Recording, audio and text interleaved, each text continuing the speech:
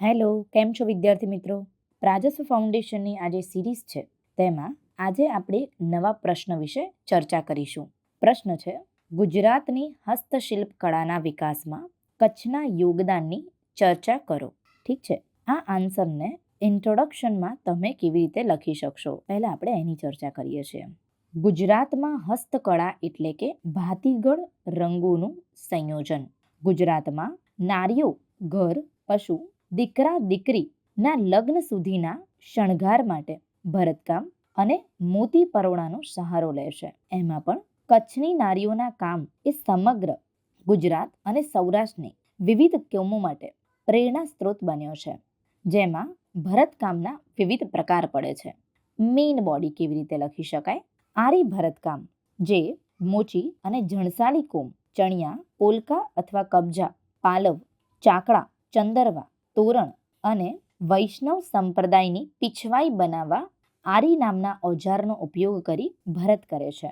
બન્ની ભરત કચ્છમાં વસતી મતવા અને જત નારીઓ દ્વારા મુઘલોથી પ્રેરિત થઈ કસબની ભૌમિતિક ભાતમાં ઢાળી આભલા સાથે ખૂબ જ ઉપયોગી ભરતકામ કરવામાં આવે છે.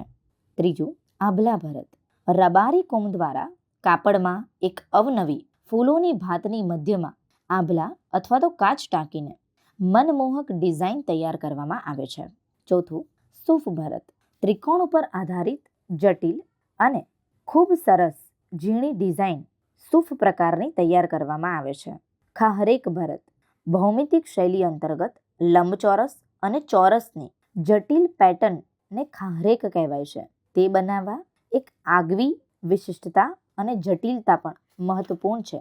નામદા કણા કચ્છમાં પિંજારા અને માનસુરી સમુદાય, સ્થાનિક વણજારા સમુદાય મુસલ્લો તથા સાદડી બનાવવા માટે ઈરાનની આ કળાનો ઉપયોગ કરે છે. લાકડાનું કોતરણી કામ કચ્છના રાવ રાજાઓ દ્વારા મહેલના દરવાજા ઉપર આભલા, ગુર્જર અને રાજસ્થાનના સુથારો દ્વારા સુંદર કોતરણી બનાવવામાં આવી. છેલ્લું, લીપણ કામ કચ્છમાં વસતી રબારી સમુદાયની મહિલાઓ ગારા અને ઊંટના છાણને મિશ્રણ કરી ઘરની અંદર અને બહારની દિવાલને લીપે છે અને તેની ઉપર કાચનું સુશોભન કરે છે. કન્ક્લુઝન કંઈક આવી રીતે આપી શકાય. આમ કચ્છમાં રહેલી વિવિધ જાતિ પોતાની આગવી કળા સાથે ગુજરાતનો બહુમૂલ્ય વારસો પોતાના ખોળામાં લઈને જ ફરે છે, જે આજે પણ વૈવિધ્યતા ધરાવે છે. એટલા માટે તો કહેવાય છે, કચ્છ નહીં દેખા તો કુછ નહીં દેખા. એમ જ થોડું બોલાય છે. આશા રાખું છું કે આજની આ પ્રશ્નોત્તરી સિરીઝ તમને ગમી હશે. Thank you very much.